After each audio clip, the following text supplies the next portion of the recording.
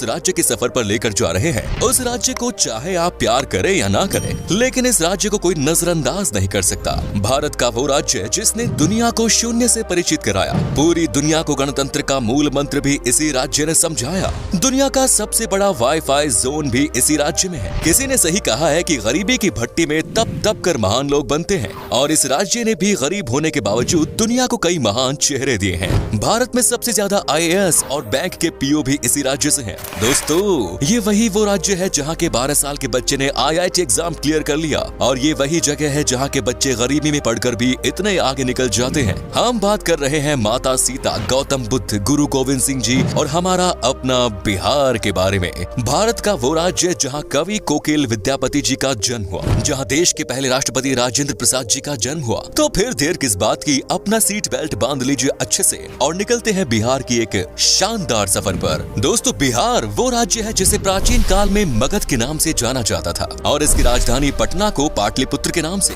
बिहार का इतिहास उतना ही पुराना है जितना भारत का। यहाँ मौर्य, गुप्त आदि राजवंशों से लेकर मुगल शासकों ने राज किया है। माना जाता है कि बिहार शब्द की उत्पत्ति बौद्ध विहार के विहार शब्द से हुई, जिसे बाद में बिहार कर दिया गया। बिहार को उत्तर में नेपाल, पूर्व में पश्चिम बंगाल, पश्चिम में उत्तर प्रदेश और दक्षिण में झारखंड ने घिरा हुआ है। 1912 में बंगाल के विभाजन के समय बिहार अस्तित्व में आया। सन 1935 में उड़ीसा और सन 2000 में झारखंड को बिहार से विभाजित कर दिया गया। बिहार वो राज्य है जो भारत के इतिहास में साहित्यिक, ऐतिहासिक, धार्मिक सभी स्तर पर महत्वपूर्ण भूमिका अदा करता है, और आज भी बिहार शिक्षा, संस्कृति और सामाजिक दृष्टि से उतना ही समृद्ध है जितना कि पहले था। आपको जानकर हैरानी होगी, लेकिन ये सच है कि सिर्फ इतिहास के पन्नों पर ही नहीं, बल्कि वर्तमान में भी बिहार दुनिया में जगमगा रहा है। बिहार की राजधानी पटना में दुनिया का सबसे बड़ा वाईफाई रेंज जोन है। एक दो नहीं बल्कि पूरे 20 किलोमीटर के दायरे में इंटरनेट की मुफ्त सुविधा का फायदा उठा सकते हैं। दोस्तों, देश में उत्तर प्रदेश के बाद सबसे ज्यादा IAS ऑफिसर बिहार की भूमि से ही निकलते हैं। बिहारी लोगों के दिमाग बहुत तेज होते हैं।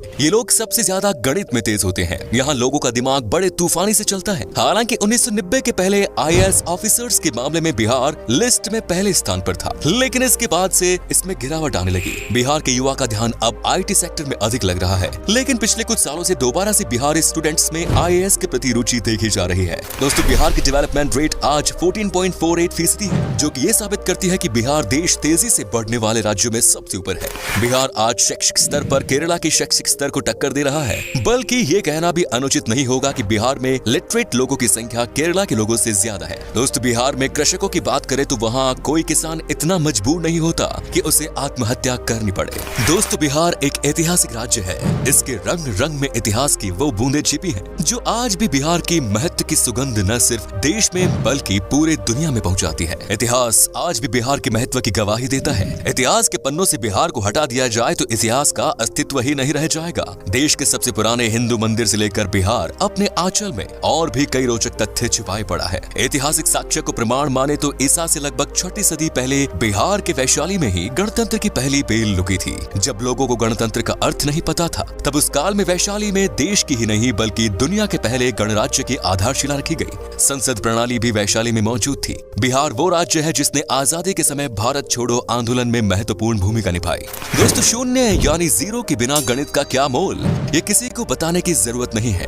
दुनिया को शून्य देने वाले आर्यभट्ट जी का जन्म भी बिहार में ही हुआ था। शायद यही कारण है कि आज भी बिहार के लोग गणित में माहिर होते हैं, और आज भी गणित में यहाँ के लोगों की कोई बराबरी नहीं। बिहार ही वो जगह है जिसने चाणक्य जैसा इकोनॉमिस्ट, चंद्रगुप्त और अशोका जैसा राजा, बुद्ध और महावीर जैसा धर्म प्रवर्तक, आर्यभट्ट जैसा वैज्ञानिक और शेर शाह जैसा शासक दुनिया को दिया। भारत एक ऐसा देश है जहाँ क्रिकेट किसी धर्म से कम नहीं, और MS धोनी का नाम इस धर्म के सबसे पॉपुलर पन्नों में से एक। MS धोनी का जन्म रांची में हुआ था, जो कि पहले बिहार का हिस्सा हुआ करता था। धोनी को लोग आज भारत के सबसे सफल क्रिकेट कप्तान और महान खिलाड़ी के रूप में देखते हैं। सिखों के 10वें गुरु गुरु गोविंद सिंह का जन्म भी बिहार में ही हुआ, और सिखों का पवित्र स्थान हरमिंदर तख्त पटना में है। आपको बता दें कि दुनिया का सबसे पुरानी यूनिवर्सिटी नालंदा यूनिवर्सिटी और तक्षशिला यूनिवर्सिटी भी बिहार में ही है। यहाँ पहले विदेशों से भी लोग पढ़ाई करने आया करते थे। दोस्तों, माता सीता की जन्मभूमि भी एक समय में बिहार में ही थी, जो आजकल नेपाल का हिस्सा हो गया। आपको बता दूं कि जनकपुर में ही माता सीता पैदा हुई, और तब ये बिहार हुआ करता था, जहाँ पर भगवान राम जी आए थे।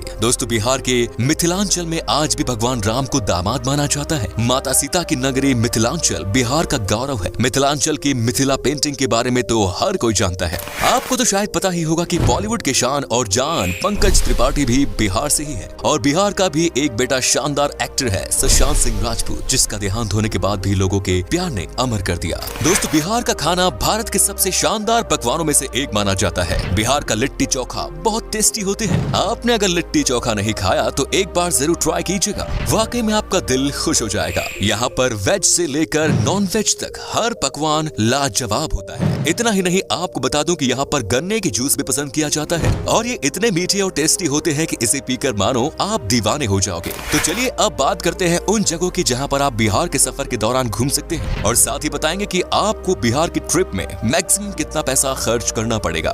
नंबर 1 इज बोध गया। दोस्तों, बिहार में घूमने वाली जगहों में शामिल बोध गया एक प्रमुख आकर्षित पर्यटन स्थल है जो कि बौद्ध धर्म से संबंधित अनुयायियों के लिए विशेष महत्व रखता है। बोध गया एक तीर्थ स्थल के रूप में भी जाना जाता है और ये वो स्थान है जहाँ बोधि वृक्ष के नीचे गौतम बुद्ध को ज्ञान की प्राप्ति हुई। यहाँ मन को एक अद्भुत शांति मिलती है, इसीलिए यहाँ साल भर देश विदेशी पर्यटकों की भीड़ बनी रहती है। बोध गया को यूनेस्को वर्ल्ड हेरिटेज साइट्स की सूची में भी शामिल किया गया है। Next is Patna.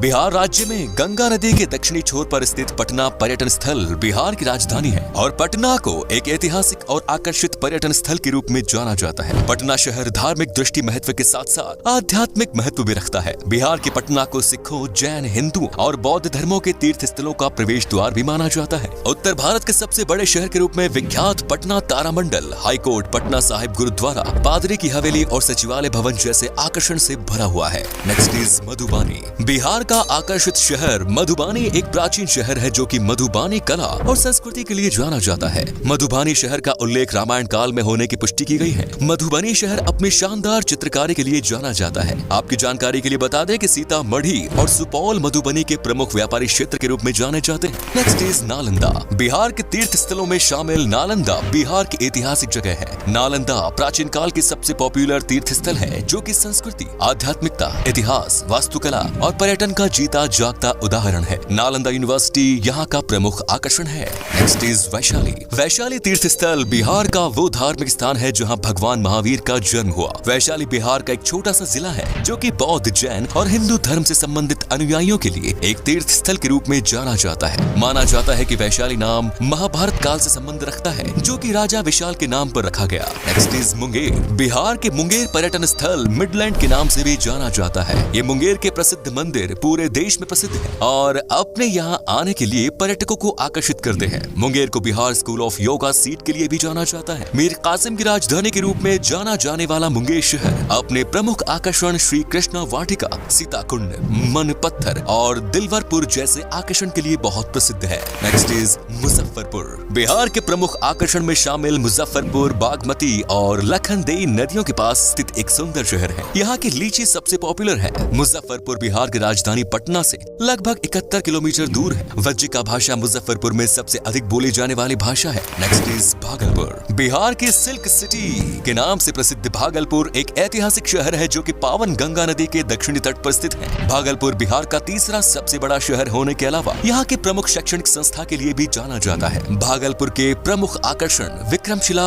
Gangetic dolphin century है जो कि पर्यटकों को अपनी ओर आकर्षित करता है। बिहार का भागलपुर अपने रेशम के उपयोग के लिए पहचाना जाता है। Next is Pawapuri. बिहार के धार्मिक स्थलों में शामिल पावपुरी नालंदा जिले में स्थित है और जैनियों के लिए किसी तीर्थ स्थल से कम नहीं। आपको बता दें कि पावपुरी शहर एक समय में मौल महाजनपद की संयुक्त राजधानी के रूप में जाना जाता था। पावपुरी वो धार्मिक स्थान है जहां भगवान महावीर को 500 ईसा पूर्व में दफनाया गया था।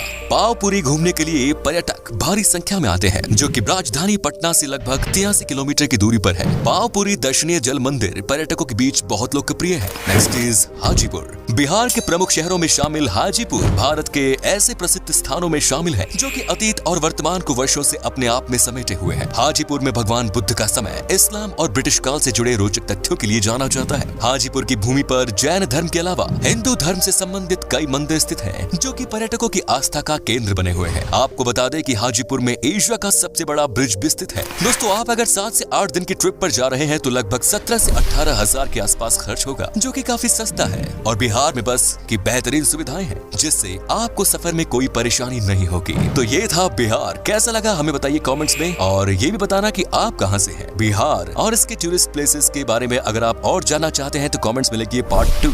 उम्मीद है आपको ये एपिसोड पसंद आया होगा। वीडियो को लाइक कीजिएगा और अपने दोस्तों और रिश्तेदारों के साथ शेयर करना ना भूलें।